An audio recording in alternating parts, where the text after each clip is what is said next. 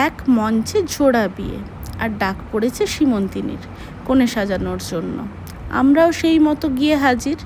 প্রথম কনের photo video তোমরা অনেক দেখেছো, আজ শেয়ার করছি দ্বিতীয় কনে সাজানোর ভিডিও। তোমরা ভাবছো তো কেন দ্বিতীয় কনে বলছি, এটা তো একটা পুচকে নিত কনে।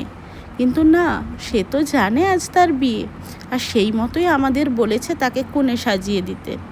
আমরাও সেই মতো লেগে পড়েছি কনে সাজানোর জন্য। তাকে তার বেনারসি পরিয়ে হালকা করে মেকআপ করে দিচ্ছি।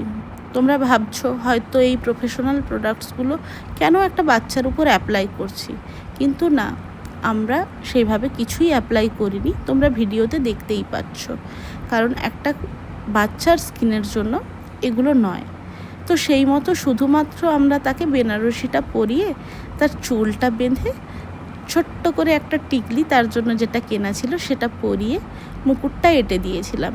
কিন্তু তারপর মনে হলো যে তার তো গয়নাই পরানো হয়নি, তো তার এক পিপি গেল গয়না আনতে।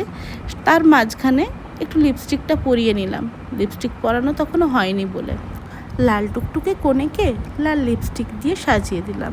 আর তারপর চন্দন কলকা তো আঁকতেই হবে, তা না হলে কি কনে সম্পূর্ণ হয় নাকি।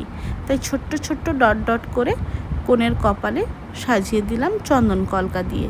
আর তারপর আবার মুকুটটা সেট করে দিয়ে ওকে বললাম একটু পোজ দাও তো দেখি, আমরা তো কনের ফটো ভিডিও নেব নাকি।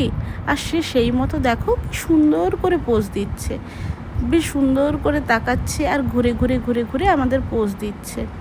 তার মধ্যেই চলে এসেছিল তার গয়না। আমরা তাকে গয়নাগুলো পরানো শুরু করে দিয়েছিলাম। সে কিন্তু খুব শান্তভাবে আমাদের কাছে সাজছিল, আর তাই আমাদের একটুও কষ্ট হয়নি তাকে সাজাতে। সব শেষে আবার তার মুকুটটা সেট করে তার ফাইনাল লুক আমরা একটু নিয়ে নিলাম। তোমাদের কেমন লাগলো জানাতে ভুলবে না কিন্তু।